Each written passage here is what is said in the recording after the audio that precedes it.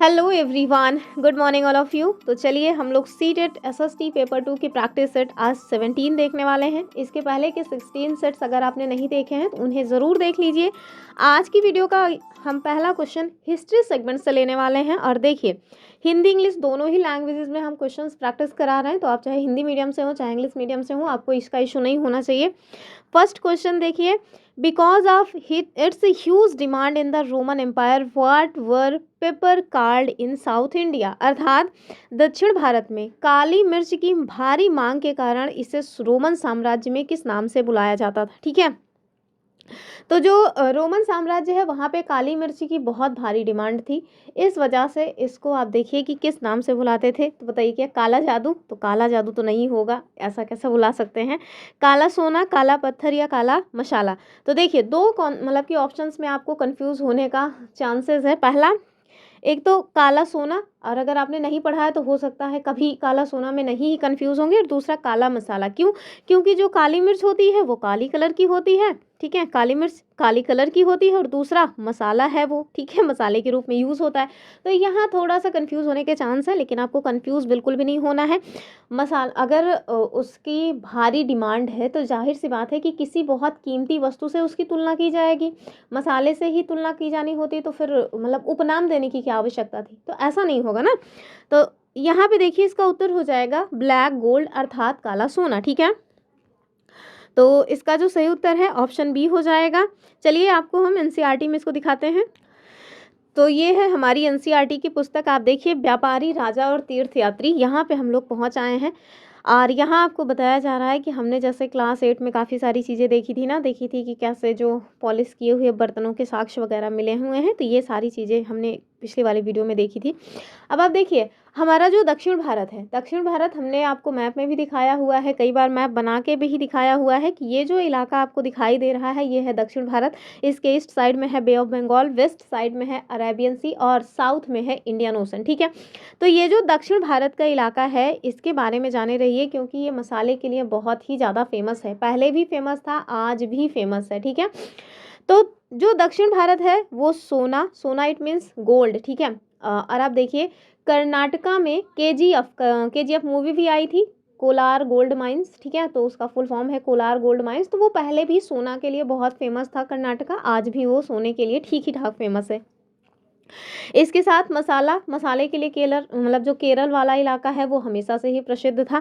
खास तौर पर काली मिर्च और कीमती पत्थरों के लिए जाना जाता था। ठीक है, आप देखिए, आपने जब हम लोग आधुनिक भारत का इतिहास पढ़ेंगे तो उसमें वास्को डी गामा जो कि पहला यात्री था जिसने समुद्र के रास्ते को खोजा था, अर्थात समुद्री मार्ग की खोज की थी भारत देश में आने के लिए। ठीक है, तो आप देखेंगे कि जो वास्को डी गामा है ना, वो हमारे यहाँ से यही काली मिर्च ही ले जाता है और 60 गुना मुनाफे पे बेचता है।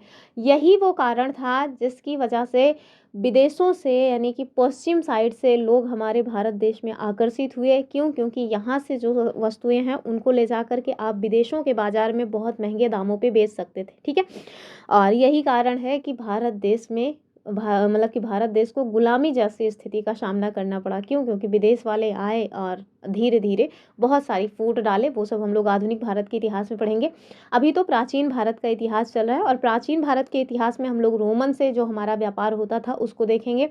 और आप देखेंगे कि रोमन साम्राज्य के साथ हमारा जो व्यापार था उसमें हम लोग सरप्लस में थे, अर्थात हम लोग उनको बहुत ज़्यादा बेचते थे, उनसे खरीदते कम थे। जैसे अभी आप देखिए, भारत देश ना अमेरिका के साथ व्यापार में सरप्लस रहा है। हमेशा आप जब भी आंकड़े निकल के आएंगे तो आप देखेंगे कि अमेरिका के साथ हम लोग व्यापार में सरप्लस रहते हैं, लेकिन चाइना के साथ हमारा हमेशा ही घाटा रहता है। ठीक है, हम लोग चाइना से वस्तुएं बहुत ज़्यादा मात्रा में खरीदते हैं लेकिन बेचते कम है। तो ऐसे ही जब बहुत प्राचीन समय की बात करेंगे तो हम देखेंगे कि रोमन साम्राज्य के साथ जो हमारा व्यापार हुआ करता था उसमें हम लोग हमेशा ही सरप्लस में रहे हैं, अर्थात हम लोग उनको अपने यहाँ की वस्तुएं भर भर के बेचते थे और वहाँ से खरीदते बहुत कम थे। तो हमारा जो दक्षिण भारत है वो जाने रहिएगा कि सोना के लिए, मसाले के लिए और ख़ास तौर से काली मिर्च के लिए बहुत ज़्यादा फेमस था। इसके साथ साथ कुछ कीमती पत्थर भी थे जिनका हम लोग निर्यात किया करते थे। ठीक है, ध्यान दीजिए, काली मिर्च की जो ब्लैक पेपर है यानी काली मिर्च, उसकी रोमन साम्राज्य में इतनी ज़्यादा डिमांड थी कि इसे काले सोना के नाम से बुलाया जाता था। ठीक है, काली मिर्च को एक और नाम दिया जाता है यवन प्रिया। ठीक है, काली मिर्च को ही एक और नाम दिया जाता है यवन प्रिया, और ये कहाँ पे दिया जाता है? रोमन साम्राज्य में। लेकिन काला सोना कहाँ जाता है तो दक्षिण भारत में। आगे देखिए, व्यापारी इन सामानों को समुद्री जहाज़ों और सड़क के रास्ते रोम तक पहुंचाया करते थे, और दक्षिण भारत में ऐसे अनेक रोमन सिक्के हमें प्राप्त हैं। ठीक है, तो ध्यान रखिएगा, यवन प्रिया, इसी काली मिर्च को कहाँ पे कहा जाता था? रोमन साम्राज्य में। और रोमन साम्राज्य में काली मिर्च की बहुत भारी डिमांड थी, इस वजह से भारत देश के भीतर इसे काला सोना कहा जाता था। क्यों? आप देखिए ना, सोने की कीमत कितनी ज़्यादा होती है। जो सोने का व्यापारी है वो कितना ज़्यादा पैसा कमा रहा होगा, तो जिस भी चीज़ से हमें बहुत ज़्यादा मुनाफा मिलता है, हम लोग ये मान लेते हैं कि वो तो सोना उगल रहा है। ठीक है, तो इसी तरह से काली मिर्च क्या थी? काले सोने के नाम से जानी जाती थी। आगे देखेंगे अगला क्वेश्चन। थोड़ा सा जो हमारे जीवन की परिस्थितियां हैं, जब आप उनसे को रिलेट करके चीज़ों को पढ़ते हैं तो ज़्यादा टाइम तक हमारे माइंड में वो चीज़ें छपी रहती हैं। ये क्वेश्चन ना पूछने का तरीका थोड़ा सा रॉन्ग है। देखिए, इसका जो क्वेश्चन पूछने का तरीका होना चाहिए था, ये इस तरह से होना चाहिए था कि रोमन साम्राज्य में भारी मांग के कारण दक्षिण भारत में काली मिर्च को किस नाम से बुलाया जाता था। ठीक है, तो इसका क्वेश्चन पूछने का थोड़ा सा तरीका जो है वो इसमें रॉन्ग है। लेकिन हाँ, काली मिर्च को ही, ब्लैक पेपर को ही काला सोना कहा जाता था, ये एकदम सही बात है। ये पूछने का जो तरीका है इसको आप थोड़ा फिर से देख लीजिएगा, और हम पीडीएफ देंगे तो पीडीएफ में इसको सुधार कर देंगे। ठीक है, फिर देखिए, कह रहे हैं कि संगम कविताओं में उल्लिखित मूवेंदार शब्द का क्या अर्थ है और यह किन के लिए प्रयुक्त होता था, ये आपको बताना है। ऑप्शन देखिए, तीन मुखिया, चोल, चेर, पांड्य, उत्तर यही हो जाएगा। ठीक है, तो अन्य जो पॉइंट्स हैं उनको रहन दीजिए, ये सब नहीं होगा। तो ध्यान दीजिए कि what is the meaning of term Moovendar mentioned in Sangam poems and for whom was it used. तो ये हो जाएगा three chiefs, Chola, Chera and Pandya. ठीक है, चलिए देखते हैं, आपको एनसीईआरटी में ले चलते हैं इसको। तो ये देखिए, ये है हमारी एनसीईआरटी, इसमें आपको समुद्र तटों से लगे हुए राज्यों के बारे में बता रहे हैं। तभी हमने जो चित्र आपको बना के दिखाया था ना, यही है समुद्र तट। इन्हीं समुद्र तटों पे बसे हुए जो राज्य हैं, इन्हीं के बारे में आपको बताया जा रहा है। यहाँ पे तीन राज्य थे जो बहुत ज़्यादा फेमस थे, और वो कौन से थे? चोल, चेर, पांड्य। ठीक है, पांड्यों की राजधानी थी मदुरा, जो कि बहुत ज़्यादा इंपॉर्टेंट है। उससे रिलेटेड कई सारी प्यारी प्यारी कहानियाँ भी हैं जो हम लोग देखेंगे। तो आप देखिए, आपको यहाँ पे बता रहे हैं कि इस उपमहाद्वीप में, यानी कि जो हमारा दक्षिण भारत है, उस महाद्वीप के दक्षिणी भाग में एक बड़ा तटीय प्रदेश है। मैंने कल वाली वीडियो में बताया हुआ था कि किसी भी समुद्र के किनारे जो बसे हुए इलाके होते हैं, उन्हें ही हम लोग तटीय प्रदेश की संज्ञा के नाम से कहते हैं, या संज्ञा देते हैं, जो भी आप कहना चाहें। और इनमें से बहुत, मतलब यहाँ पर देखेंगे आप कि बहुत पहाड़, पठार और नदियों के मैदान हुआ करते थे, आज भी हैं। आप देखिए, नदियों के मैदानी इलाकों में कावेरी का मैदान सबसे उपजाऊ था, और इस तरह से माना जाता है कि जो कावेरी का मैदान है, वहाँ पे जितनी दूर में एक हाथी बैठती है, ठीक है, यानी कि अगर कोई एक हाथी है जो अपने युवावस्था में है, तो जितना मोटा ताजा वो होगा, जितने एरिया को घेर करके वो बैठेगा, उतने एरिया में धान जो है अगर उपजाया जाए तो इतना उपज हो जाती थी कि कम से कम 200 लोग एक बार में खा सकते थे। समझिए कितना ज़्यादा उपजाऊ मैदान था ये। आगे देखिए, कह रहे हैं कि मैदानी इलाकों तथा तटीय इलाकों के सरदारों और राजाओं के जो पास हैं, धीरे धीरे बहुत ज़्यादा शक्ति और संपत्ति दोनों इकट्ठा हो गई। ठीक है, तो तट जो है वो वैसे ही उपजाऊ होते हैं, और उसी में अगर इतना, मतलब कि उपजाऊ क्या बोलते हैं, मैदान हो, जो कावेरी नदी के तट के जैसा, या कावेरी नदी का जो मैदान है इस तरह का उपजाऊ मैदान हो, तो आप समझ सकते हैं कि धन संपदा इकट्ठा होना लाजमी है। और जब आपके पास धन संपदा हो तो शक्ति भी आप अर्जित कर ही लेंगे। ठीक है, क्योंकि पैसा बहुत बलवान होता है। आगे देखिए, जो संगम कविताएं हैं, तो तीन संगम हुए थे, तीनों संगम में कविताओं का संकलन किया गया था, ये आपको पता ही होगा।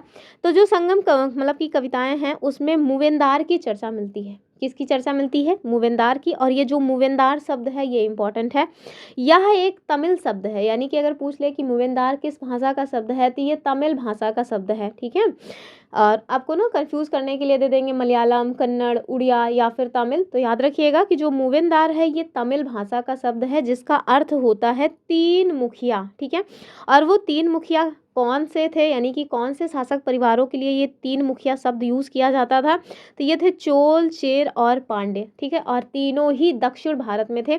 अब ध्यान रखिएगा, जो चेर हैं ये और चोल और ये पांड्य, इनकी राजधानी वगैरह पूछ ली जाती है, तो थोड़ा इसको खुद से देख लीजिएगा। पांड्यों की राजधानी तो मैंने आपको बता ही दी, मदुरा है, और जो है उसको आप कमेंट कीजिए। आगे देखिए, जो करीब 2300 साल पहले दक्षिण भारत में बहुत ही ज़्यादा शक्तिशाली माने जाते थे।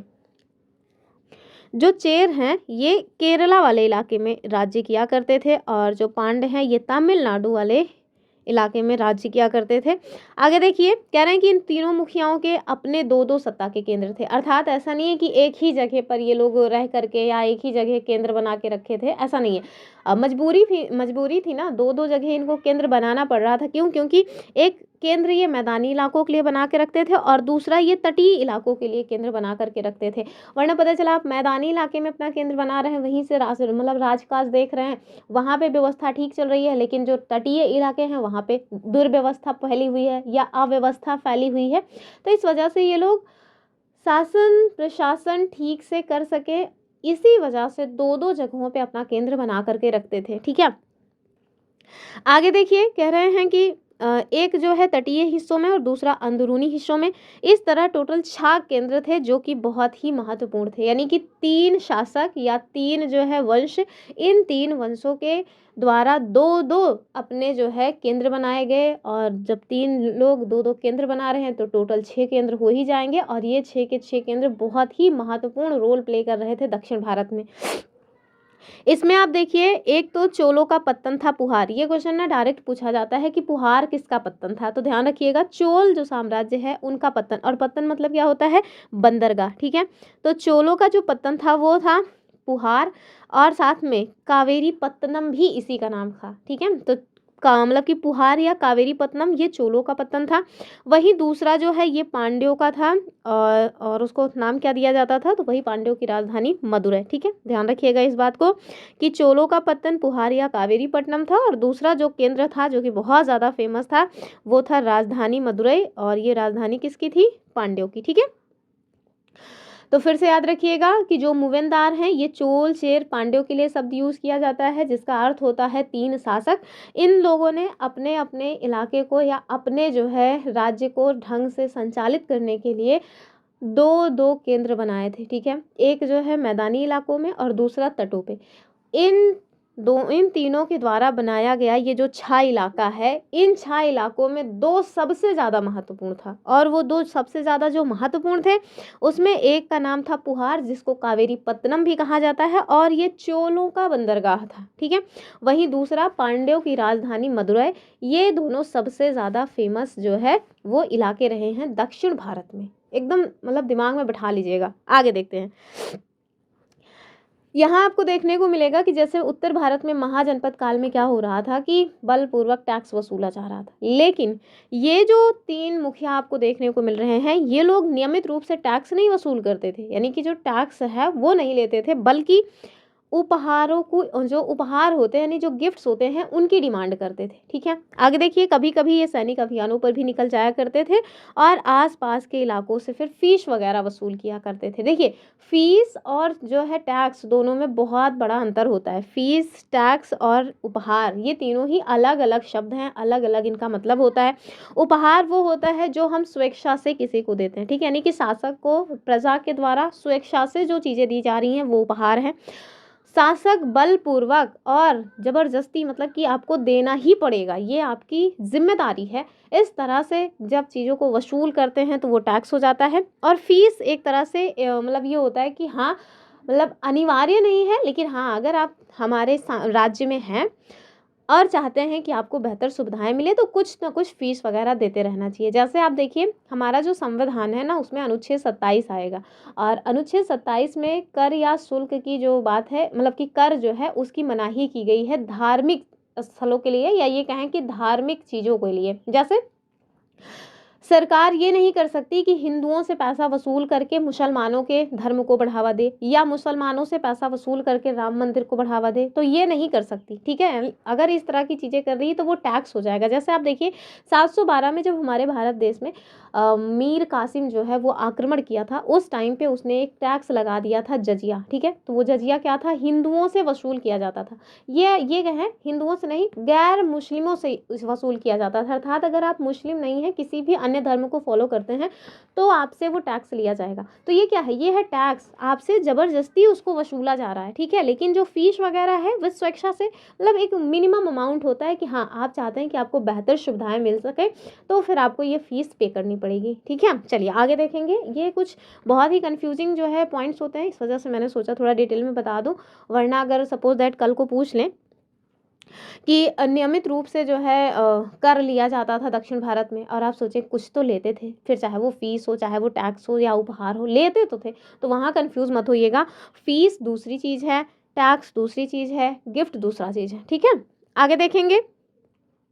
ये जो फीस इन लोगों के द्वारा वसूल की जाती थी, उसका ये लोग करते क्या थे, तो कुछ धन तो वे अपने पास रख लेते थे, और कुछ बाकी अपने जो समर्थक हैं उनको दे देते थे, कुछ नात रिश्तेदारों में बांट देते थे, और सिपाहियों तथा कवियों के मध्य भी बांट दिया करते थे, ठीक है। आगे देखिए, अनेक संगम कवियों ने उन मुखियाओं की प्रशंसा में कविताएं लिखी हैं जो उन्हें कीमती जवाहरात, सोने, घोड़े, हाथी, रथ या सुंदर कपड़े दिया करते थे। तो ये जो कवि वगैरह हुए हैं ना, ये हमेशा से चापलूस थे। इनको अगर राज्य की तरफ से ढंग से संरक्षण मिल रहा है, गिफ्ट्स अच्छे अच्छे मिल रहे हैं, तो आप समझ लीजिए कि ये उन्हीं की बड़ाई करेंगे। तो जो प्रशस्ति वगैरह लिखी जाती है ना, वो इतिहास को जानने का बहुत अच्छा माध्यम नहीं माना जाता। इसके पीछे का यही कारण है, क्योंकि जो प्रशस्ति लिखी गई है वो राज्य के द्वारा संरक्षण प्राप्त किसी कवि के द्वारा लिखी गई होगी, और जब आप संरक्षण प्राप्त कवि हैं तो जाहिर सी बात है कि आप शासक की बुराई करने के बारे में सोच ही नहीं पाएंगे। आपको तो ये है ना कि हम कितना ज़्यादा से ज़्यादा इनके बारे में अच्छी अच्छी बातें लिखें, जिससे ये हमसे ज़्यादा खुश हों और हमें ज़्यादा से ज़्यादा मतलब कि चीज़ों को प्रोवाइड करें, जैसे सोना चांदी, घोड़े, हाथी, रथ, ये सारी चीज़ें, ठीक है। आगे देखेंगे। अगला जो क्वेश्चन है वो यहाँ आपसे सातवाहनों के बारे में पूछ रहे हैं, ध्यान रखिएगा। सातवाहन शासक बहुत ही महत्वपूर्ण हुए थे, इनके बारे में बहुत सारे कथन हैं। जैसे माना जाता है कि जो सातवाहन शासक थे जिनका नाम था शतकर्णी, ये सबसे प्रसिद्ध शासक हुए हैं सातवाहनों में।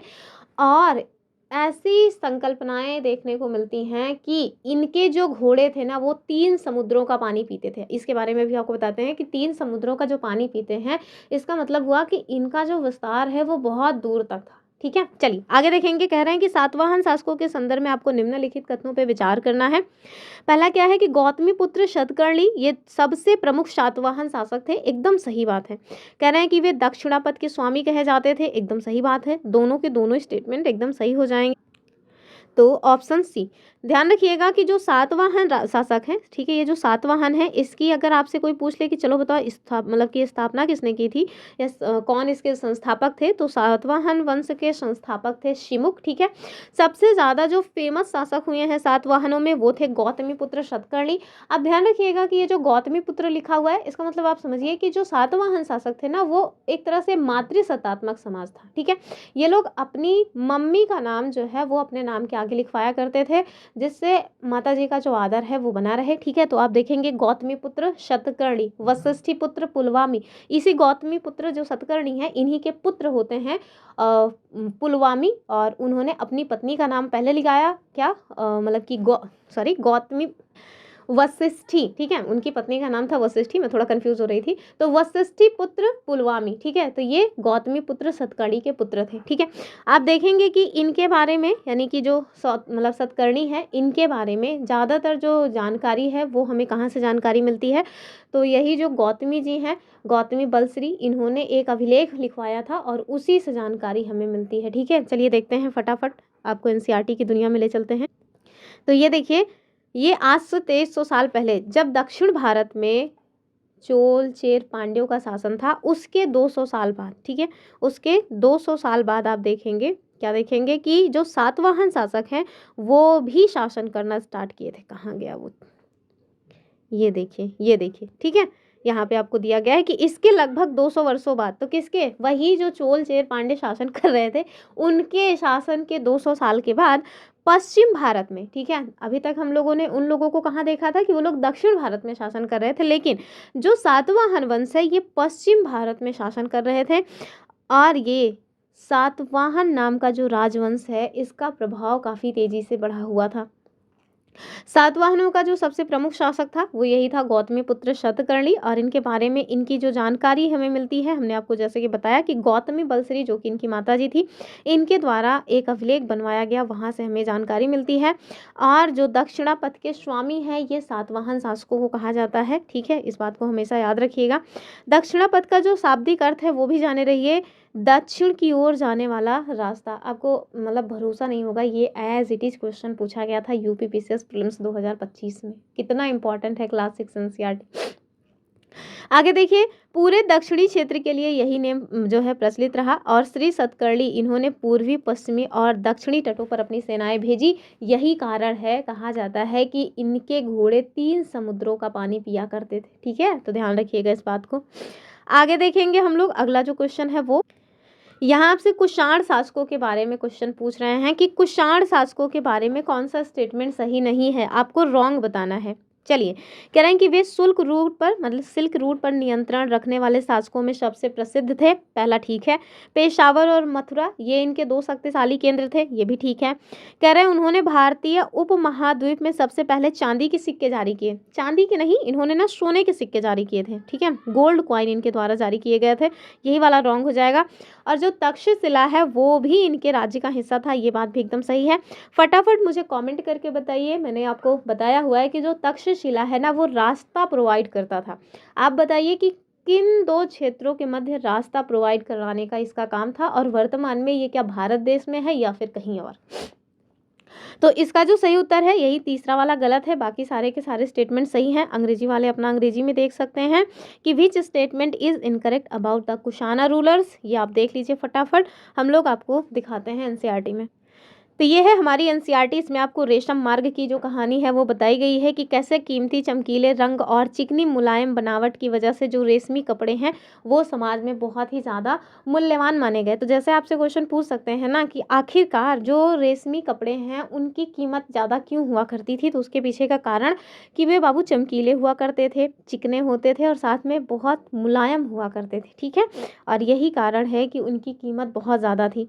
और साथ में रेशम का जो कपड़ा है उसको तैयार करना भी बहुत आसान काम नहीं था, बहुत कठिन काम हुआ करता था, और यही कारण है कि कहीं ना कहीं जब बनाने में कठिनाई हो, उसको यहाँ से वहाँ ट्रांसपोर्टेशन करने में कठिनाई हो, तो कीमत थोड़ा और ज़्यादा हो जाती है, ठीक है। यानी कि केवल क्वालिटी ही नहीं, केवल गुणवत्ता ही मैटर नहीं करती है, और भी बहुत सारी चीज़ें हैं जो किसी भी वस्तु को महंगा बनाने में महत्वपूर्ण रोल प्ले करते हैं।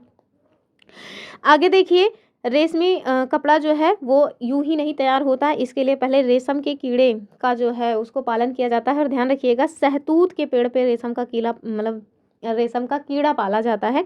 और यहाँ देखिए, रेशम के कीड़े से कच्चा रेशम निकाला जाता है, फिर सूत काता जाता है और उसके बाद फिर कपड़ा बुना जाता है। तो मतलब एक महंगी तकनीक है या एक लंबा प्रोसेस है, एक लंबी प्रक्रिया है। कह रहे हैं रेशम बनाने की जो तकनीक है ये सबसे पहले आप देखिए कहाँ खोजी गई थी, तो ये क्वेश्चन बहुत इंपॉर्टेंट है, चाइना में खोजी गई थी। हो सकता है आपको लगे कि हम लोग रेशम के कपड़े बनाते हैं तो भारत ने ही खोजी होगी, तो ऐसा नहीं है। रेशम का जो कपड़ा है इसको बनाने की जो टेक्निक है वो सबसे पहले चाइना में आज से लगभग 7,000 साल पहले खोजी गई थी, ठीक है। और साथ में आप ये भी याद रखिएगा कि जो कागज़ है ना उसकी भी जो खोज है वो सबसे पहले चाइना में ही की गई थी। तो चाइना खोजबीन करने में हमेशा से आगे रहा है। आगे देखिए, कह रहे हैं कि ये जो तकनीक है जब उन्होंने विकसित कर ली ना, तो बहुत सालों तक, हजारों सालों तक तो इन्होंने किसी को हवा ही नहीं लगने दी, इस तकनीक के बारे में किसी को पता ही नहीं चलने दिया। जैसे जो वुहान लैब से वायरस निकला था तो चाइना ने उसके बारे में भी पता नहीं चलने दिया जब तक वो पैंडेमिक नहीं बन गया, ठीक है। तो ये जो है बाकी दुनिया से इन्होंने इसको छिपाए रखा। और आगे देखिए कि ये आखिर फैला कैसे, लोग इसके बारे में जाने कैसे। लेकिन चीन से पैदल, घोड़े या ऊँटों पर कुछ लोग दूर दूर की जगहों पर जाया करते थे और अपने साथ रेशमी कपड़े भी ले जाते थे। जिस रास्ते ये लोग यात्रा करते थे उसी रास्ते को क्या कहा जाता है, सिल्क रूट यानी कि रेशम मार्ग कहा जाता है। आगे देखिए, कभी कभी जो चाइना के शासक हैं, ये बात ना डायरेक्ट पूछी जा सकती है कि कहाँ पे चाइना के शासक रेशमी कपड़ों को गिफ्ट के तौर पे भेजते थे, तो याद रखिएगा ईरान और पश्चिमी एशिया के जो शासक हैं उनको चाइना के द्वारा गिफ्ट के रूप में रेशमी कपड़े भेजा जाया करता था। आगे देखिए, और यही वो जगह है जहाँ से रेशम के बारे में जानकारी और भी पश्चिम साइड में फैली। आज से करीब 2000 साल पहले रोम के शासक और जो धनी लोग हैं ना, इनके मध्य रेशम के जो कपड़े हैं वो फैशन के तौर पे यूज़ होने लगे। जैसे 2022-23 या 2020 के आसपास अपने यहाँ देखिए फटाहीवा जीन्स वो फैशन के तौर पे यूज़ की जाने लगी। बताइए, पहले अगर लोग इस तरह से फटे चिथड़े कपड़े पहन के आए तो लोग भिखारी समझ लिया करते थे, लेकिन इतना लोग मेंटालिटी मतलब इतना मेंटली इतना गरीब हो गए हैं कि उन फटे चिथड़े कपड़ों को पहन करके अपने आप को बहुत अमीर दिखाने का शो मतलब कि शो ऑफ करते हैं कि हम बहुत अमीर हैं। तो क्या है, बहुत ही घटिया मेंटालिटी है। पता नहीं कैसे लोग फटाहीवा फटाहीवा जीन्स पहन के अपने आप को फैशनी जो है बताते रहते हैं। तो आप देखिए, ये जो रेशम के कपड़े हैं ये फैशन हो गया। अब जब कुछ भी चीज़ फैशन में आ जाता है ना, तो फिर आप समझिए कि उसकी कीमत कैसे आसमान छूती है। ठीक है, कीमत तुरंत उछाल मार जाती है। आगे देखिए, कह रहे हैं कि इसकी कीमत बहुत ज़्यादा होती थी क्योंकि चाइना से इसे लाने में दुर्गम पहाड़ी और रेगिस्तानी रास्तों से होकर के जाना पड़ता था। मैंने बताया ना कि जो ट्रांसपोर्टेशन है, अगर उसको ले आने ले जाने में बहुत ज़्यादा खर्चा आ रहा है तो सामान जो है वो अपने आप ही महंगा हो जाएगा। जैसे भारत देश में देखिए, दक्षिण भारत में जो नारियल है वो 5 रुपए का एक नारियल मिल जाएगा, लेकिन वही नारियल जब उत्तर भारत में आता है तो वो 25 से 50 रुपए तक मिलता है। अब देखिए, जब वो नवरात्रि का सीजन आता है तो नारियल की कीमत 50 से 60 रुपए एक नारियल की हो जाती है। क्यों? क्योंकि आने जाने में ना बहुत ज़्यादा कॉस्ट आ जाती है। दक्षिण भारत में उसका उत्पादन हुआ, दक्षिण भारत से उत्तर भारत तक आने में जो ट्रांसपोर्टेशन कॉस्ट है वो लगी, और इसकी वजह से जो मिडिल मैन हैं उन्होंने अपना खर्चा निकाला, जो ट्रांसपोर्टेशन कॉस्ट है वो भी निकली, और जो फार्मर हैं उन्होंने भी तो कुछ कीमत लेकर के ही बेचा होगा ना। तो इन सबको जोड़ करके वो एक नारियल 50 से 60 रुपए का बिकता है, जबकि जहाँ की उपज है वहाँ वो सस्ता बिकेगा। जैसे भारत देश के उत्तर भारत में आप देखिए आम वगैरह बहुत सस्ते पड़ जाते हैं। यहीं सेब की अगर हम कहानी करें तो सेब बहुत महंगा पड़ता है। तो इसके पीछे का यही एक कारण है कि जहाँ पे सामान उत्पादन होता है वहाँ उसकी कीमत कम होती है, लेकिन जब उसको लाए जाते हैं कहीं से, उसको ले आओ ले जाओ, तब उसकी कीमत बढ़ जाती है। तो वैसे ही जो रेशमी कपड़े हैं ना, इनका भी जो कीमत है वो बढ़ा। क्यों? क्योंकि आने जाने में दुर्गम रास्ते से ले जाया जाता था, और साथ में ये भी डर रहता था कि रास्ता इतना दुर्गम है तो लोग लूट पाट भी कर लेते रहे होंगे। साथ में जिनके अंडर कंट्रोल में वो रास्ता रहा होगा उनको टैक्स वगैरह भी देना पड़ता है। तो ये सारी चीज़ें हैं। ठीक है,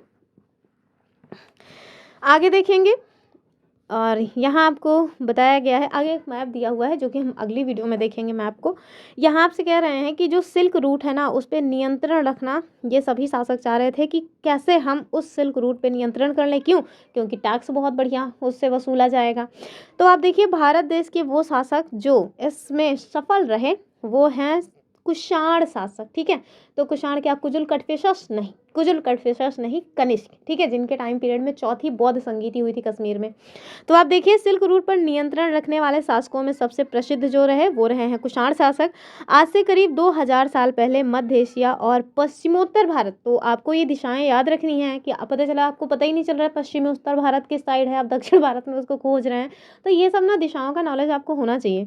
तो रेगुलर इसी वजह से हमारी वीडियोज़ आप देखते रहिए। एनसीईआरटी का एक एक पॉइंट हम आपको बता रहे हैं, सब कुछ डिटेल में एक्सप्लेनेशन के साथ। तो आप देखिए, पश्चिमोत्तर भारत पे इनका शासन हुआ करता था। पेशावर और मथुरा, ये बहुत इंपॉर्टेंट है। पेशावर अभी पाकिस्तान में है और मथुरा तो मान लीजिए हमारे यूपी में है। ये दो ऐसे शक्तिशाली केंद्र थे जहाँ पे जो कुषाण शासक हैं उनका प्रशासन था। आगे देखिए, तक्षशिला भी इन्हीं के राज्य का हिस्सा था। अब तक्षशिला कहाँ है मैं बताती, लेकिन मैंने आपसे क्वेश्चन पूछा हुआ है और पहले बताया भी है, इस वजह से नहीं बता रही। आप बताइए कमेंट करके, मैंने मैप में दिखाया हुआ है। कह रहे हैं कि इनके शासनकाल में ही जो सिल्क रूट है उसकी एक शाखा मध्य एशिया से होकर के सिंधु नदी के मुहाने के पत्तनों तक आती थी। और पत्तन मतलब मैंने बताया बंदरगाह। और यहाँ से फिर जहाज़ों के द्वारा जो रेशम है वो पश्चिम की ओर रोमन साम्राज्य तक पहुँचता था। तो मतलब एक लंबा प्रोसेस था। आगे देखिए, इस उपमहाद्वीप में सबसे पहले जो सोने के सिक्के जारी करने का काम है वो कुषाण शासकों के द्वारा किया गया था। जैसा कि मैंने आपको बताया, वहाँ पे स्टेटमेंट क्या था कि चांदी के सिक्के जारी किए नहीं, कुषाण शासकों ने सबसे पहले सोने के सिक्के जारी किए थे इस क्षेत्र में, और सिल्क रूट पर यात्रा करने वाले व्यापारी इन्हीं सोने के सिक्कों का यूज किया करते थे। ठीक है, तो ये सारे पॉइंट्स आपको ध्यान रखना है। आगे देखेंगे अगला क्वेश्चन। यहाँ आपसे वही क्वेश्चन पूछा जा रहा है कि रेशम बनाने की जो टेक्निक है वो सबसे पहले कहाँ डेवलप हुई, तो इंडिया नहीं है, रोम भी नहीं है, अरब भी नहीं होगा, ये हो जाएगा चाइना में। और कब हुई थी, तो आज से लगभग 7000 साल पहले। ठीक है, 7K इट मीन्स 7000। आगे देखेंगे अगला क्वेश्चन। कह रहे हैं कि बुद्ध चरित्र के रचनाकार जिनका नाम था अश्वघोष। ठीक है, क्या नाम था, अश्वघोष। ठीक है, इनको बताना है कि ये किन के दरबार में रहा करते थे। ऑप्शन देखिए, बाणभट्ट, तो बाणभट्ट तो ये हर्षवर्धन के समय में रहा करते थे। कह रहे हैं कि अश्वघोष, कनिष्क। हाँ, तो देखिए जो बाणभट्ट सॉरी जो बुद्ध चरित्र रचना है ये अश्वघोष के द्वारा लिखी गई, और ये कनिष्क के राज दरबार के दरबारी हुआ करते थे या वहाँ के कवि थे। कालिदास, चंद्रगुप्त नहीं होगा, नागार्जुन, अशोक नहीं होगा, तो ये सारे पॉइंट्स नहीं है। इसका जो उत्तर होगा वो हो जाएगा ऑप्शन बी वाला। चलिए एनसीईआरटी में देखते हैं।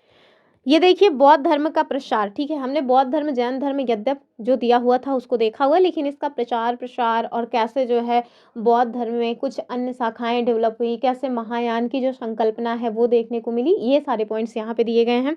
तो कुषाणों का सबसे जो प्रसिद्ध शासक था वो कनिष्क था, जैसा कि हमने स्टार्टिंग में भी बताया। आज से 1900 साल पहले शासन कर रहे थे। इनके द्वारा एक बौद्ध परिषद का गठन किया गया था, तो मैंने बताया चौथी बौद्ध संगीति इन्हीं के टाइम पीरियड में हुई थी। कहाँ पे हुई थी, कुंडलवन, जम्मू कश्मीर में। आगे देखिए, इसमें एकत्र होकर के जो विद्वान हैं वो अपना महत्वपूर्ण जो विचार विमर्श है वो सब किए, ये सब तो करेंगे ही।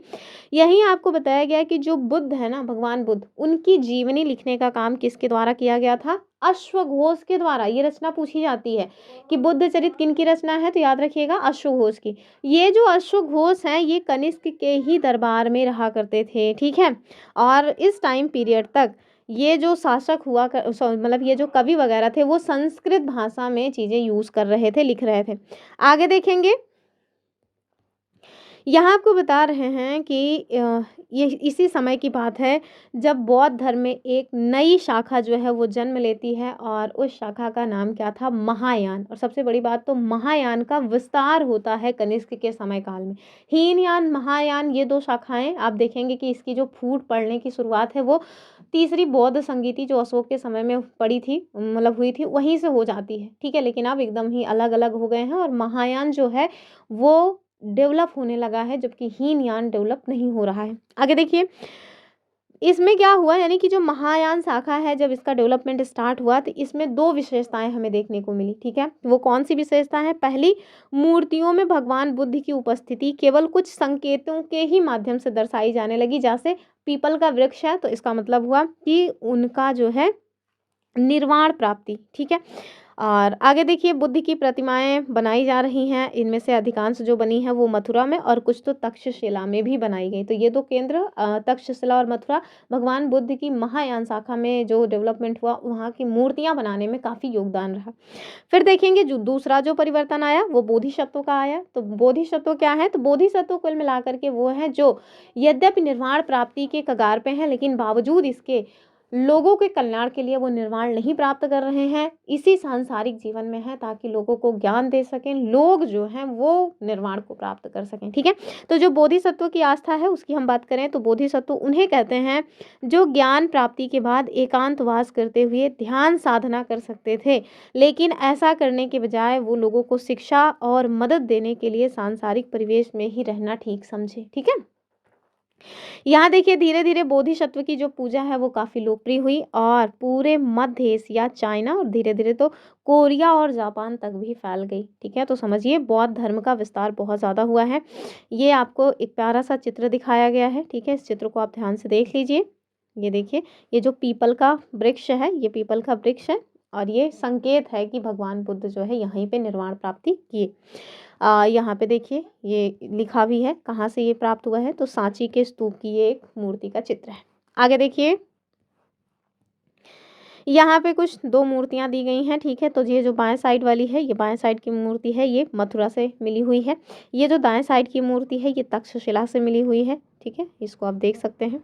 यहाँ देखिए आगे आपको बता रहे हैं कि इनमें से कुछ गुफाएं, ओह ये अब देखिए, ये लोग जो मतलब कि शासक होते थे, व्यापारी होते थे, ये लोग ना मतलब कि बुद्ध के लिए या ये कहें कि बौद्ध धर्म को मानने वाले लोगों के लिए गुफ़ाओं वगैरह को बनवाया करते थे, ठीक है? तो अब देखिए, कुछ गुफ़ाएँ राजा और रानियों के आदेश पर बनवाई जाती थी और कुछ व्यापारी और जो कृषक समूह के लोग हैं, इनके द्वारा भी बनवाई जाती थी।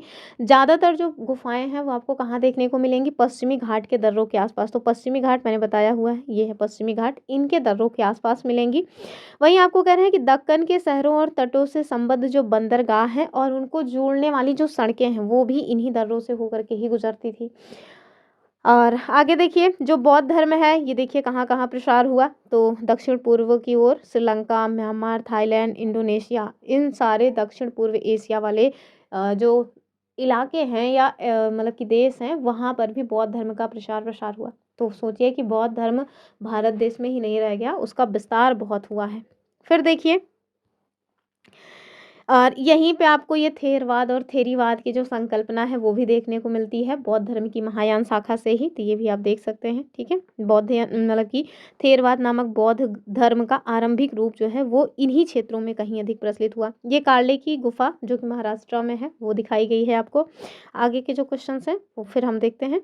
यहाँ देखिए, आपसे वही क्वेश्चन पूछा गया है कि महायान बौद्ध धर्म की दो मुख्य विशेषताएं क्या थी। पहला देखिए कि बुद्ध की उपस्थिति अब मूर्तियों में दिखाई जाने लगी और दूसरा बोधिसत्वों में आस्था, ठीक है? तो दोनों ही बातें सही हैं, यानी ऑप्शन सी सही हो जाएगा। फिर देखिए, उन व्यक्ति को क्या कहा जाता था जो ज्ञान प्राप्ति के बाद एकांतवास करने के बजाय लोगों को शिक्षा देने के लिए सांसारिक परिवेश में रहना पसंद करते थे। तो अभी हमने बताया कि बोधिसत्व यही संकल्पना है, ठीक है? बोधिसत्व अर्थात ऑप्शन बी सही हो जाएगा। फिर देखिए, बौद्ध धर्म का आरंभिक रूप थेरवाद किन क्षेत्रों में अधिक प्रचलित था? तो वही जो हमारा ईस्ट मतलब दक्षिण ईस्ट वाला इलाका है उस साइड, अर्थात क्या मथुरा और तक्षशिला होगा? बिल्कुल नहीं, श्रीलंका, म्यांमार और थाईलैंड हो जाएगा, यानी ऑप्शन बी सही है, ठीक है? फिर देखिए, कह रहे हैं कि चोलों और पांड्यों के दो महत्वपूर्ण सत्ता के केंद्र कौन थे? तो हमने बताया था, एक पुहार था और दूसरा था, उसी पुहार को ही कह रहे थे ना, कावेरी पत्तनम, और दूसरा कौन था? मदुरै, ठीक है? तो चलिए देखते हैं, मदुरै तक्षशिला बिल्कुल नहीं, पुहार और मदुरै ऑप्शन बी एकदम सही हो जाएगा, ठीक है? और ये कावेरी पट्टनम पाटलिपुत्र ये सब नहीं होगा, ऑप्शन बी सही है। यानी कि हमने बताया था ना कि चोल चेर पांड्य जिन्हें मूवेंदार कहा गया, इनके द्वारा 6 केंद्र बनाए गए और इन 6 केंद्रों में 2 सबसे ज़्यादा प्रमुख थे। एक तो मतलब कि चोलों का कावेरी पत्तनम जिसको पुहार कहा जाता था और दूसरा पांड्यों की जो राजधानी थी मदुरा। आ गए हम लोग पॉलिटी वाले सेक्शन में। आज पॉलिटी में स्वास्थ्य में सरकार की क्या भूमिका है उसके बारे में हम लोग डिस्कस करने वाले हैं। चलिए फटाफट एनसीईआरटी से शुरू करते हैं और क्वेश्चन देख लेते हैं, फिर चलते हैं। यहाँ देखिए, हाकिम शेख का मामला जिस पर सर्वोच्च न्यायालय ने सुनवाई दी कि मुख्य रूप से मौलिक अधिकार में क्या जोड़ा गया। इसमें हुआ क्या कि ये जो हाकिम शेख हैं वो एक व्यक्ति हैं जिनको चोट लग जाती है। चोट लगने के बाद इन्हें कई सारे हॉस्पिटल्स में यानी सरकारी हॉस्पिटल्स में ले जाया जाता है, लेकिन हर जगह कुछ ना कुछ बहाना बना करके इनको एडमिट करने से इनकार कर दिया जाता है। बाद में ये प्राइवेट मतलब कि किसी प्राइवेट हॉस्पिटल में एडमिट हुए लगभग 14-15 घंटे के बाद, और जब एडमिट हुए तो वहाँ इनका काफ़ी मोटा पैसा लगा और साथ में ठीक भी हो गए। ठीक होने के बाद इन्होंने सुप्रीम कोर्ट में जा कर के मतलब कि एफआईआर नहीं कहेंगे, सुप्रीम कोर्ट में जा कर के इन्होंने अपील की कि देखिए किस तरह से लोगों ने हमारे स्वास्थ्य के साथ खिलवाड़ किया, स्पेशली जो गवर्नमेंट हॉस्पिटल्स हैं वो, ठीक है? तो बाद में फिर सुप्रीम कोर्ट ने निर्णय दिया कि जो स्वास्थ्य का अधिकार है ये व्यक्ति का जीवन जीने के तहत मौलिक अधिकार है, ठीक है? वही बात है यहाँ पे पूछा जा रहा है। तो ध्यान देखिए, इसका जो क्वेश्चन है उसका उत्तर हो जाएगा कि जीवन का अधिकार यानी अनुच्छेद 21 राइट टू लाइफ, इसी के तहत स्वास्थ्य का अधिकार जीवन अधिकार माना गया। इवन कल हमने खबर देखी थी कि जो बिजली का अधिकार है ना उसको भी जीवन जीने के तहत मौलिक अधिकार की संज्ञा दे दी गई है, ठीक है? चलिए फिलहाल के लिए आपको दिखाते हैं एनसीईआरटी की दुनिया में। ये देखिए, ये है एनसीईआरटी क्लास 7 का चैप्टर 2 पॉलिटी। देखिए कितने प्यारे प्यारे चित्र इसमें बने हुए हैं, ठीक है? अब देखिए, जो लोकतंत्र है ना उसमें हम लोग ये अपेक्षा करते हैं सरकार से कि सरकार हमारे कल्याण के लिए काम करे। हम लोगों को ये उपेक्षा रहती नहीं, अपेक्षा रहती, ठीक है? अपेक्षा और उपेक्षा दोनों अलग अलग शब्द हैं। आगे देखिए, कह रहे हैं कि ये शिक्षा, स्वास्थ्य, रोजगार प्रदान करने और गृह निर्माण, सड़कों के विकास तथा बिजली आदि उपलब्ध कराने के माध्यम से हो सकता है। और इस अध्याय में हम लोग स्वास्थ्य के अर्थ से संबंधित जो समस्याएं हैं उनकी जांच करने वाले हैं। फिलहाल के लिए ये देखिए, पहले तो हमें यही पता होना चाहिए कि आखिरकार स्वास्थ्य है क्या, यानी कि जो हम लोग हेल्थ की बात कर रहे हैं वो एग्जैक्टली हेल्थ क्या होती है। तो देखिए, स्वास्थ्य का जो अर्थ है वो होता है कि हमारा बीमारियों और चोट आदि से मुक्त रहना, ठीक है? यानी कि अगर हम बीमारियों से या चोट-चपेट से मुक्त हैं तो समझ लीजिए कि हम हेल्दी हैं। लेकिन स्वास्थ्य केवल बीमारियों से ही रिलेटेड नहीं है, ठीक है? तो इसको याद रखिएगा। अगर हम लोग हेल्दी हैं या हमारे पास रहने-सहने के उचित संसाधन हैं तो समझ लीजिए कि हम हेल्दी हैं, ठीक है? आगे देखिए, कह रहे हैं कि सुस्त और अकर्मण्य रहना, चिंताग्रस्त होना और लंबे समय तक अगर हम लोग डरे सहमे रह रहे हैं तो स्वास्थ्य जीवन के ये लक्षण नहीं है। अर्थात निडर होकर के आप जी रहे हैं तब आप स्वस्थ हैं। अगर आपके अंदर चुस्ती है, ठीक है, सुस्त नहीं पड़े हुए हैं कि हाय राम पढ़ने का मन नहीं कर रहा है, पेपर एकदम सर पे आ गया, बिस्तर से उठा नहीं जा रहा है, तो आप फिर स्वस्थ नहीं हैं, ठीक है? अभी जैसे सर्दियों का मौसम चल रहा है, सर्दियों के मौसम में हम इस समय 4:30 बजे से 5 बजे के मध्य उठते हैं, फिर सारा का सारा कंटेंट रेडी करके आप लोग को 11 बजे कंटेंट प्रोवाइड करते हैं, ठीक है? तो अगर हम इसी में कहें हाय राम बहुत ठंडी है, नहीं उठ पाएँगे, तो कैसे जीवन कटेगा? तो फिर आप समझिए अगर आपके साथ इस तरह की चीज़ें हो रही हैं तो आप स्वस्थ नहीं हैं, आपको इलाज की ज़रूरत है, ठीक है? फिर चाहे वो इलाज डॉक्टर के पास जाके कराने की हो या फिर व्यायाम वगैरह करने की हो, लेकिन आप हेल्दी नहीं हैं। तो देखिए, सुस्त रहना, अकर्मण्य रहना और अगर आपको किसी चीज़ को लेकर के चिंता है और आप लंबे समय तक किसी भी चीज़ को लेकर के डरे सहमे हैं, तो आप समझिए कि आप स्वस्थ नहीं। इवन बहुत ज़्यादा एग्ज़ाम का प्रेशर भी आपको हेल्दी रहने में बिल्कुल भी हेल्प नहीं करेगा, ठीक है? अब अगर रात दिन यही चिंता लगी रहेगी कि पता नहीं क्या होगा, हम बहुत डरे हुए हैं, एग्ज़ाम कैसे होगा, एग्ज़ाम का क्वेश्चन कैसे आएगा, हम उसको टैकल कर पाएँगे कि नहीं कर पाएँगे, तो फिर आप ना मतलब कि जो आप अच्छा परफ़ॉर्म कर सकते थे, वो भी नहीं कर पाएँगे। जो समय आपको अपनी पढ़ाई में देना चाहिए, आप उसको चिंता करने में दे रहे हो, तो ये दिक्कत वाली बात है, ठीक है? तो हेल्दी रहने का मतलब है तनाव मुक्त रहें, ठीक है? एकदम चुस्त दुरुस्त रहें, खामखा किसी भी चीज़ की चिंता ना करें, ठीक है? चलिए आगे देखेंगे और डरना तो बिल्कुल भी नहीं है किसी भी चीज़ से।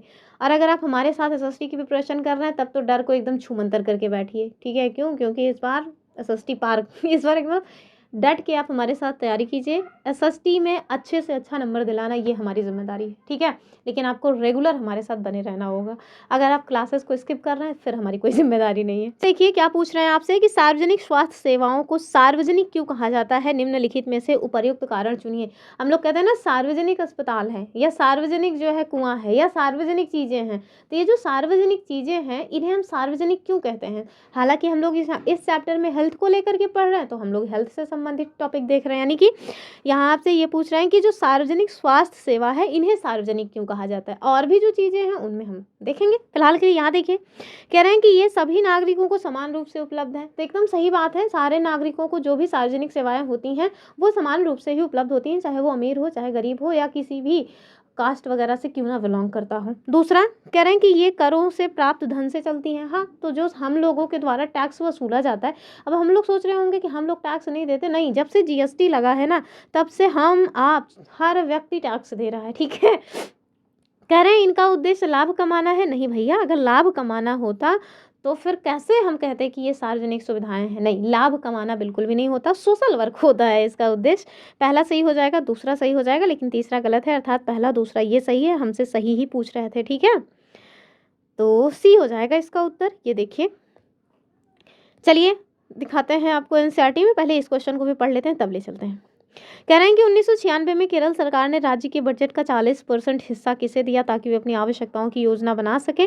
तो देखिए इनके द्वारा, यानी कि केरल सरकार ने पंचायतों को अपने टैक्स का 40% दे दिया था।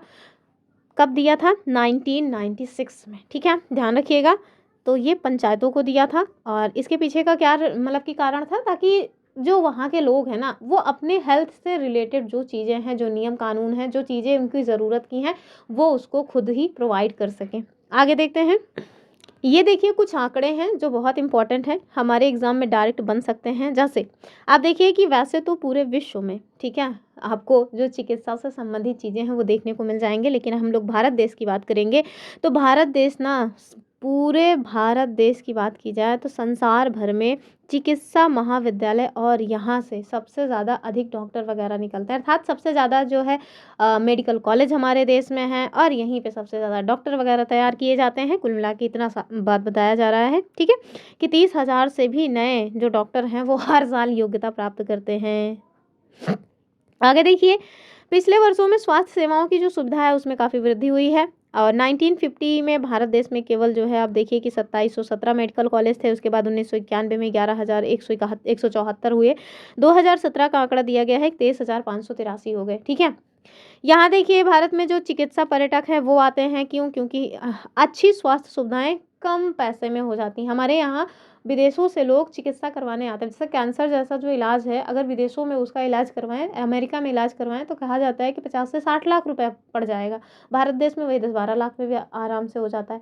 तो इस वजह से विदेशों से हमारे यहाँ चिकित्सा करवाने के लोग आते हैं और उन लोगों को चिकित्सा पर्यटक कहा जाता है।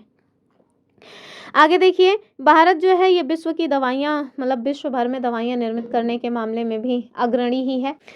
फिर आप देखिए कि भारत के जो अधिकांश डॉक्टर है ये सब शहरी इलाकों में ही रहते हैं, गाँव में तो वैसे भी कोई नहीं रहना चाहता है। ठीक है, ग्रामीण क्षेत्रों में जनसंख्या के मुकाबले डॉक्टरों की संख्या कम है। अब आप खुद ही देख लीजिए, आपके गाँव में कितने जो है, क्या कोई सरकारी अस्पताल ऐसा है जहाँ पे आप अपना इलाज करवा सकें? कुछ भी इस टाइप का स्वास्थ्य की जो सेवा हो, बेहतर हो, नहीं होगा। मेरे गाँव में कोई भी स्वास्थ्य सेवा का मतलब दूर दूर तक कहीं नामो निशान नहीं है। बहुत दूर एक है भी, और वो भी आज तक हम लोगों ने देखा नहीं है कि वहाँ पे इलाज वगैरह कैसे होता है। तो गाँव में हमेशा से ही इस तरह की समस्याएं रही हैं। तो गाँव में क्या है कि कोई एक भाई साहब हैं, वही आएंगे, आपका जो है सर्दी जुकाम जो भी होगा सब में एक ही दवा दे देंगे और आप खा के आराम से चिल करोगे। अब जैसे हमारे गाँव में एक डॉक्टर हैं, हर एक मतलब कि इलाज का, यानी कोई भी बीमारी होगी डेकाडॉन देना फिक्स है उनका, और भी जो अन्य चीज़ें हैं वो देते हैं।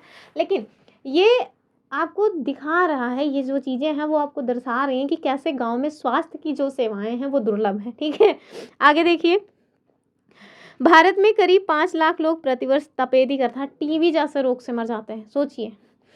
और स्वतंत्रता प्राप्ति से अब तक इस संख्या में कोई भी परिवर्तन नहीं हुआ है। मतलब हर साल लोग मरे जा रहे हैं। और हर वर्ष मलेरिया से भी लगभग 20 लाख पीड़ित मामले जो है वो दर्ज किए जाते हैं।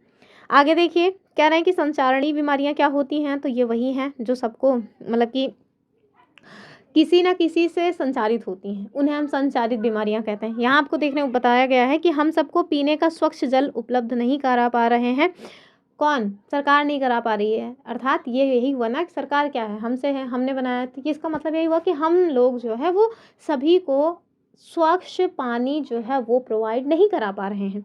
आगे देखिए, संचारणीय बीमारियां ये पानी के द्वारा एक दूसरे को लग जाती हैं और इन बीमारियों में से 21% जो हैं जल जनित होती हैं। फॉर एग्जांपल हैजा, पेट में कीड़े और हेपेटाइटिस। ठीक है, ये देखिए, ये बहुत इंपॉर्टेंट है कि ये आपसे पूछा जा सकता है कि इसमें कौन सी मतलब कि संचारणीय बीमारियां हैं, और दूसरा पूछा जा सकता है कि कौन सी जल जनित बीमारियां हैं। तो इन तीनों का जो एग्जाम्पल है वो आपको याद रखना है।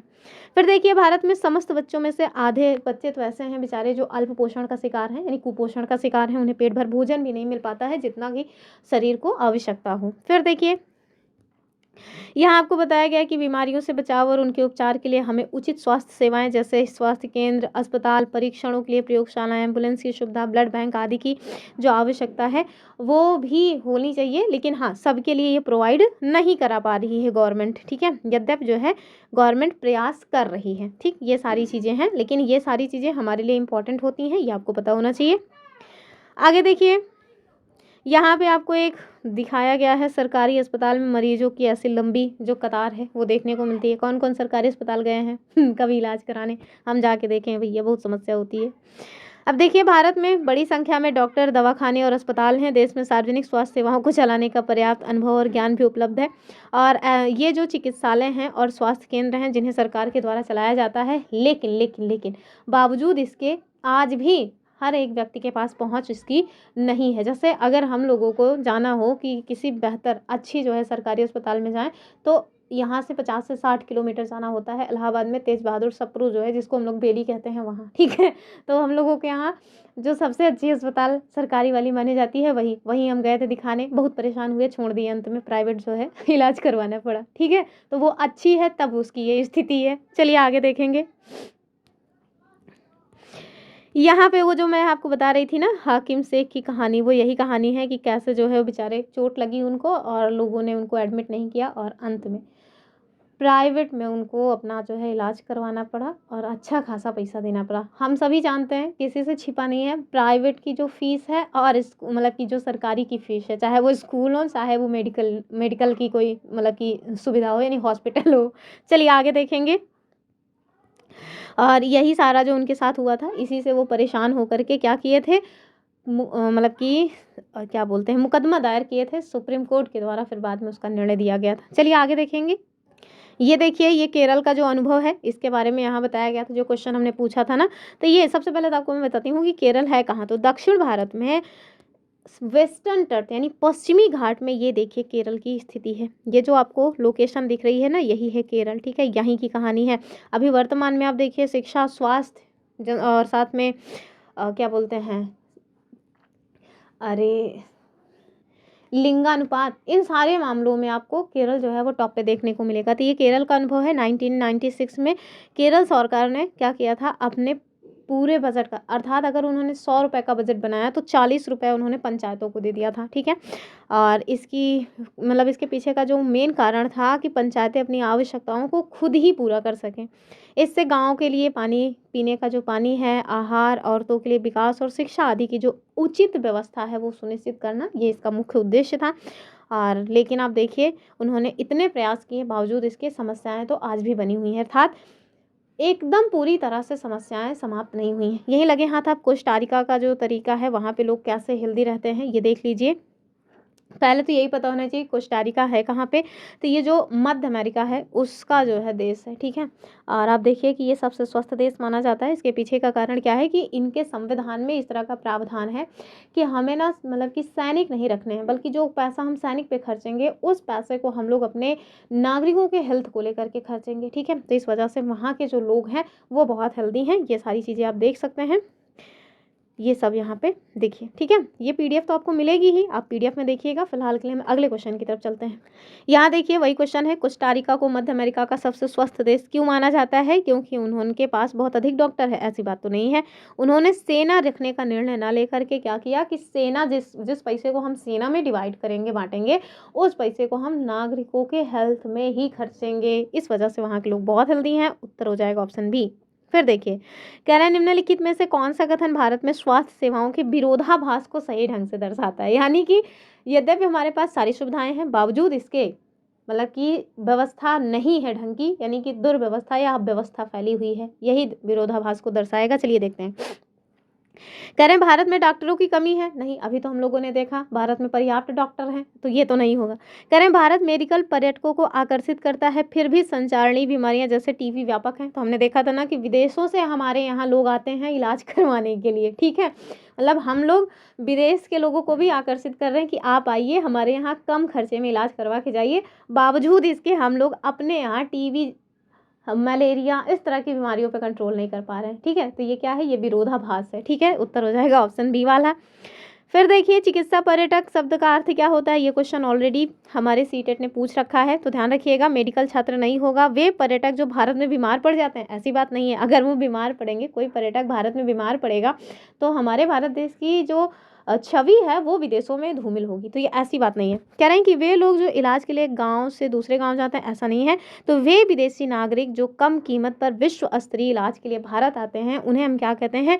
चिकित्सा पर्यटक कहते हैं। ये पॉइंट पूछा गया है, इसको याद रखिएगा। फिर देखिए, ये क्वेश्चन भी पूछा गया है कि भारतीय आयुर्विज्ञान परिषद यानी मेडिकल काउंसिल ऑफ इंडिया की नैतिक संहिता के अनुसार डॉक्टरों को जहां तक संभव हो सके कौन सी दवाइयां लिखनी चाहिए? तो ध्यान रखिए, जेनेरिक मेडिसिन लिखनी चाहिए, यानी ऑप्शन सी इसका सही उत्तर हो जाएगा, ठीक है।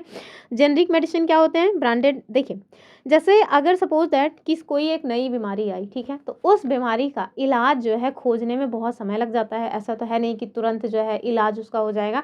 तो जो कंपनियां होती हैं वो क्या काम करती हैं, जो भी कंपनी है वो बहुत टाइम तक मतलब कि प्रयोग वगैरह करेगी, परीक्षण करके उस दवाई की मतलब कि उस दवाई को बनाएगी। तो जब मतलब कि दवा बन जाती है तो उनको ना लाइसेंस मिलता है 20 सालों के लिए, और ये उनका ही लाइसेंस रहता है।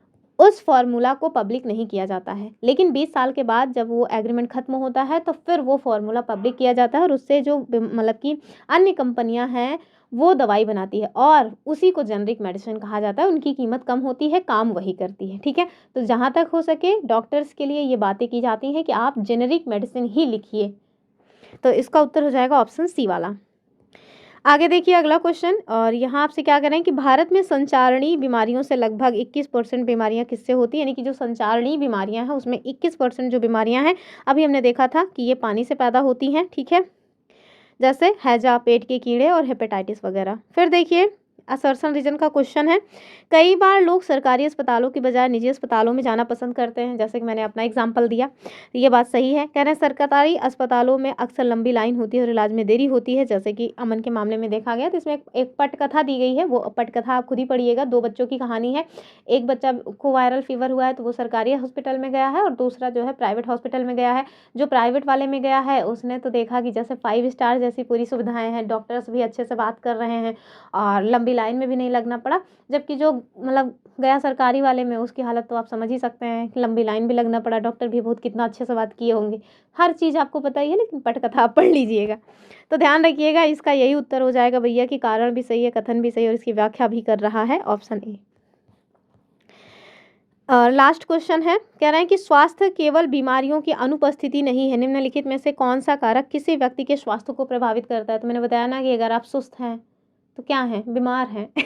तो देखिए स्वच्छ पीने का पानी, दूसरा है प्रदूषण मुक्त वातावरण, तीसरा है तनाव मुक्त जीवन। तो ध्यान रखिएगा ये सारी चीज़ें हमें स्वस्थ रहने के लिए महत्वपूर्ण है। तो इसका उत्तर हो जाएगा ऑप्शन डी वाला। ठीक है, चलिए कुछ और पॉइंट्स हैं एनसीईआरटी में, उसको देख लेते हैं ताकि कुछ छूटे ना। तो ये देखिए यही है वो पट कथा जिसमें 2 बच्चे हैं, दोनों अपना वायरल फीवर दिखाने डॉक्टर के पास गए हैं।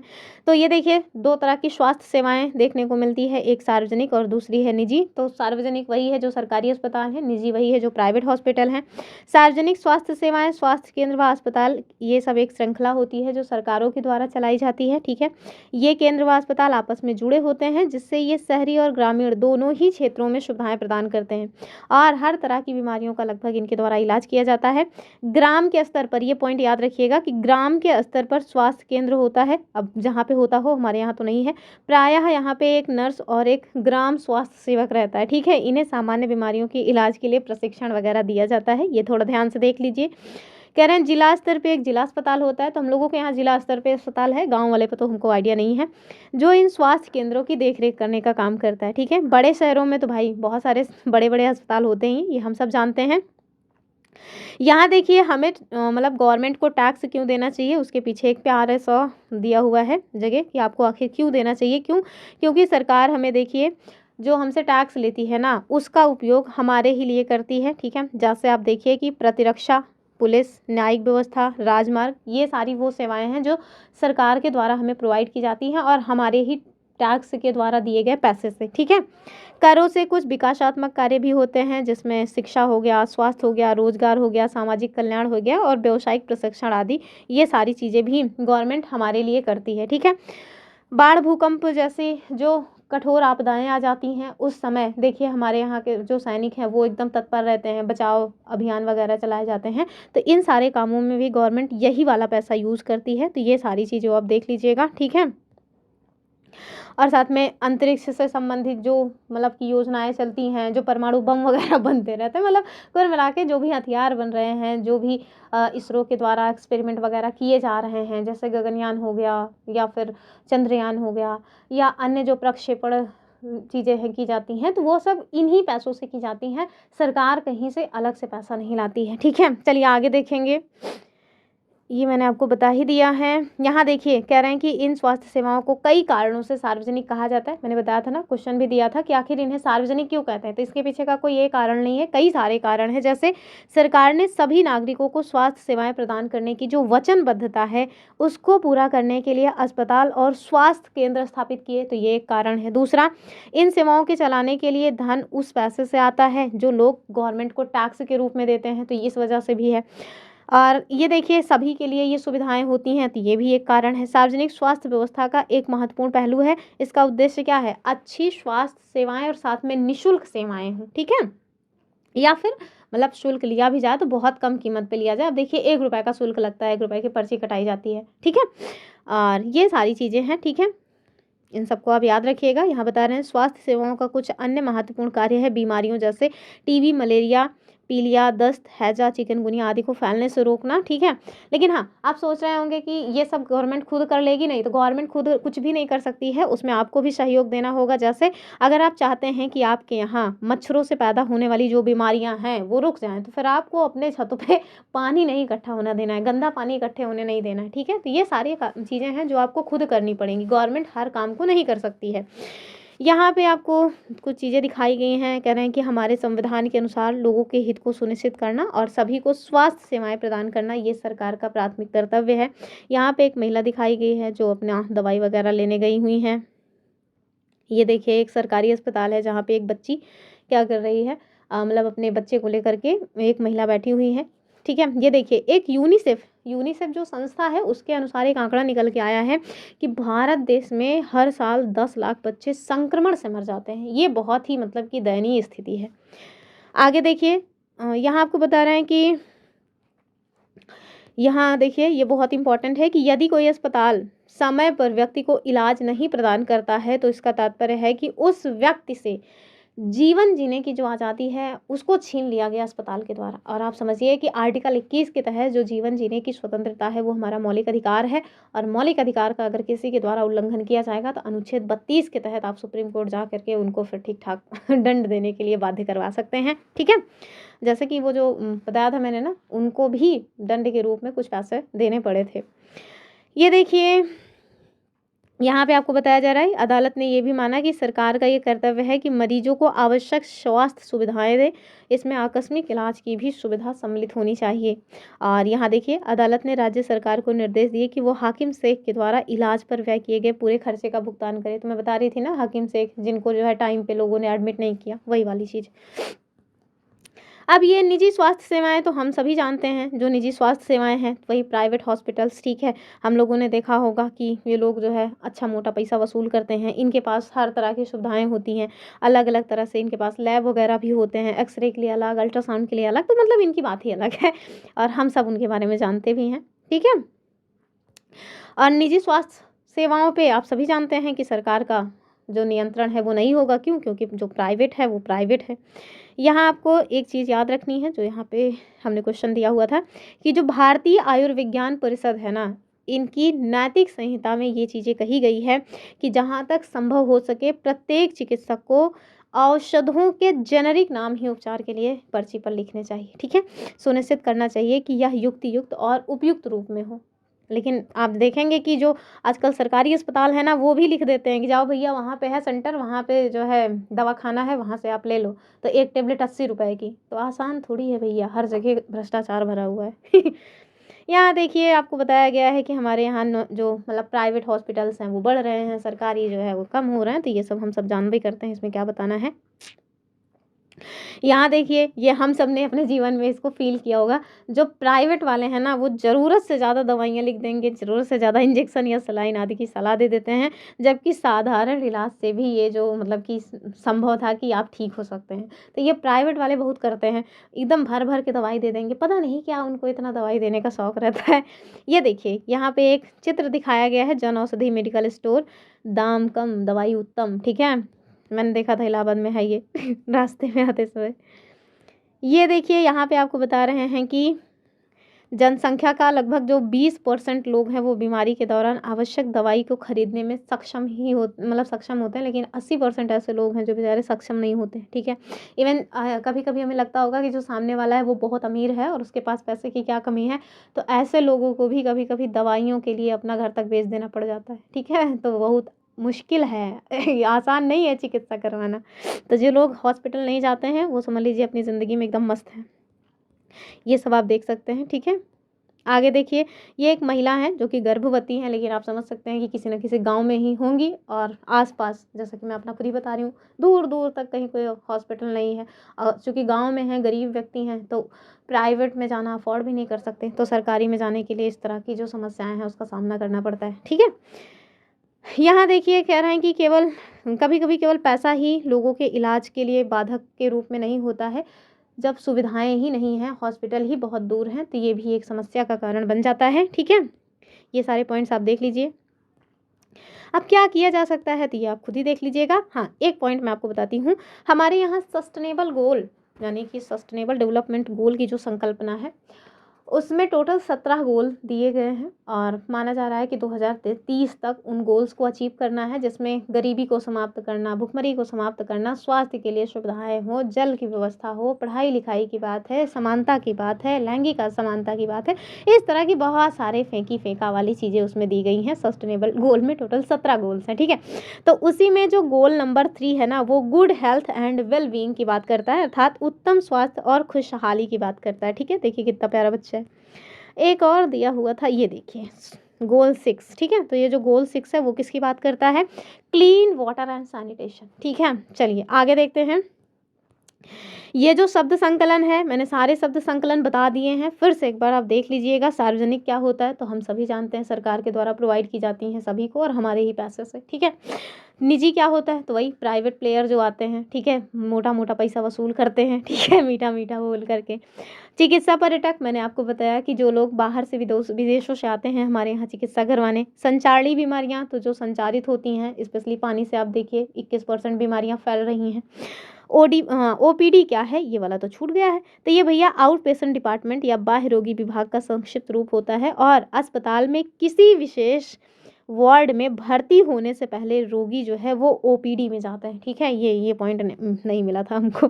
नैतिक आचार, तो वही जेनरिक वाला जो पॉइंट है वो यहीं से आया है। तो नैतिक आचार क्या होता है कि किसी व्यक्ति के व्यवहार को प्रभावित करने वाले जो नैतिक सिद्धांत हैं वो नैतिक आचार कहलाते हैं। जेनरिक दवाइयाँ, तो दवाइयों के वो रासायनिक नाम, ठीक है, जैसे मैं वहाँ बता रही थी, अगर वहाँ ना समझ आया हो तो परिभाषा यहाँ दी गई है कि दवाइयों के वो केमिकल नेम जो दवाइयों में प्रयुक्त सामग्रियों की पहचान करने में मदद करते हैं, वे विश्व स्तर पर मान्यता प्राप्त हैं।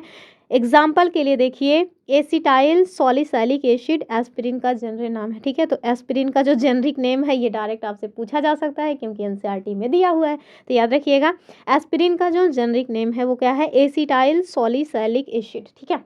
तो बस खत्म हो गया, इतना ही पॉइंट दिया हुआ था, बहुत इंपॉर्टेंट था, इस वजह से एक एक पॉइंट मैंने आपको बताया क्योंकि इससे बहुत क्वेश्चंस बने हुए हैं।